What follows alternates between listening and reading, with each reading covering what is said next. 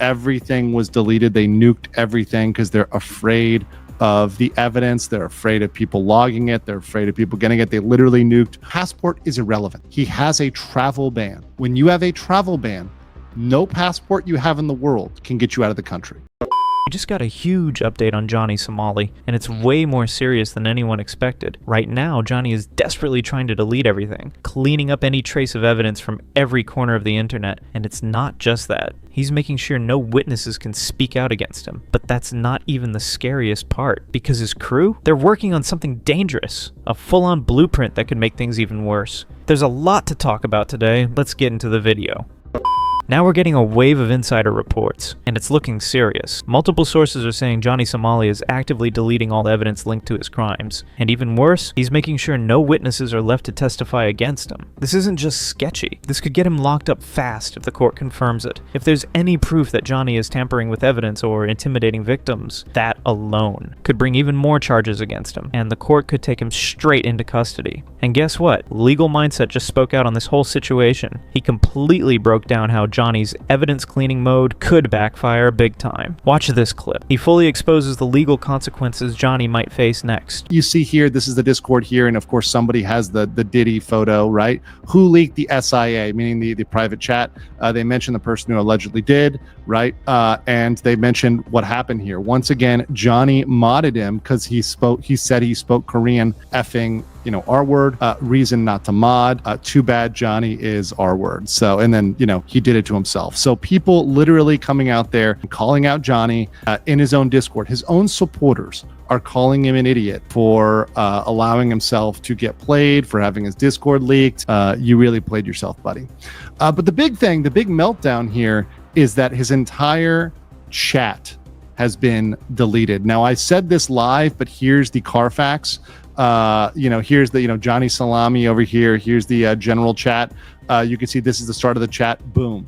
Rip general. Everything was deleted. They nuked everything because they're afraid of the evidence. They're afraid of people logging it. They're afraid of people getting it. They literally nuked all of general.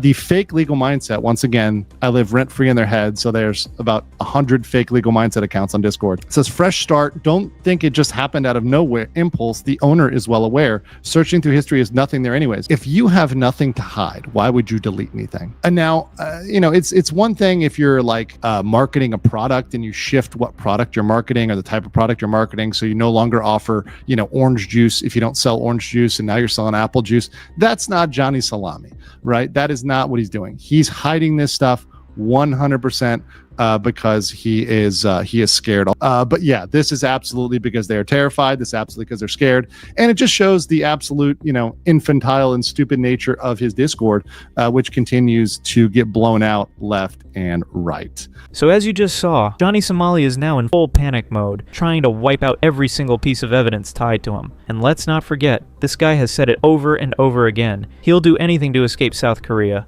Do you think I want to sit in this country any longer? Do you think I'm really gonna sit there and argue with the judge over a $100 fine? I'm guilty, so what? I'll pay it. And this time, it actually looks like he might pull it off. If South Korea doesn't act fast, we could see a repeat of what happened with Vitali in the Philippines, arrested before sentencing, locked down, and dealt with properly. But instead, South Korea is letting Johnny walk free like nothing's wrong. And Johnny? He's not wasting a second. He's using this opportunity to plan his escape. He's literally building a blueprint to vanish. This is his best chance, and it's not hard to figure out what's coming next. I honestly don't understand how a country can let someone who pled guilty roam around like this. Sure, the final sentencing might come later, but if you leave someone like Johnny Somali free in the meantime, of course he's going to find a way out. That's obvious.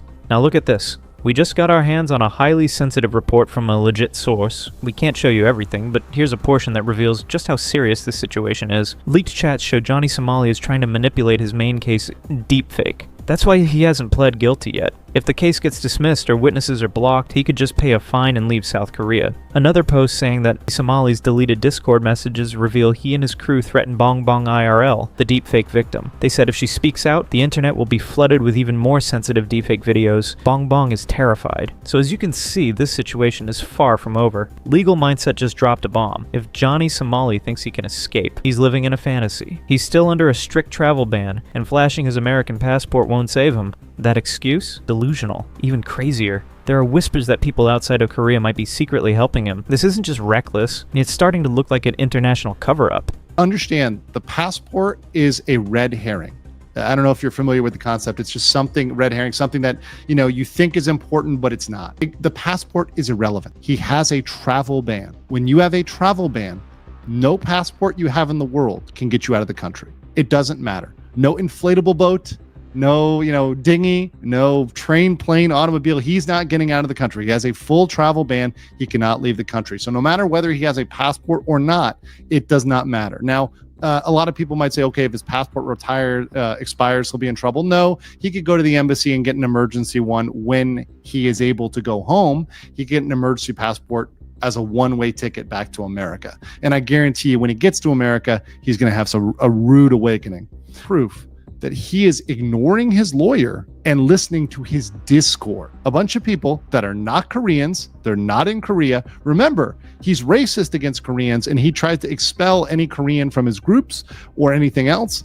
He doesn't allow Koreans or Japanese people in. He'll ban them, remove them, exile them from the community. So he's got no real Korean support other than his lawyer and Hank, who thinks he's a lawyer. And once again, we've seen the Hank Goodman, not attorney at law level advice, which has always been wrong. I fully agree with legal mindset. Hank is the real culprit here. He's not just supporting Johnny Somali, he's actively helping him cover up serious crimes. Instead of helping a criminal, he should be the one facing jail time. And the worst part? He's playing the victim, emotionally blackmailing people by saying South Korea is being too harsh on him instead, Johnny Somali. I get partially. Okay? Partially, I understand why Koreans are upset at Ramsey. Because, but... I'm not scared to say my name. My name is Ramsey. I love What did I do? Why are they targeting me? They're gonna clip this. Be careful what you say. I know! Go ahead. Let me please say it, okay? I'm not trying to make them trap out. Go. What did I do that was so wrong? So just because my friend, like, let's say my friend screwed up, that means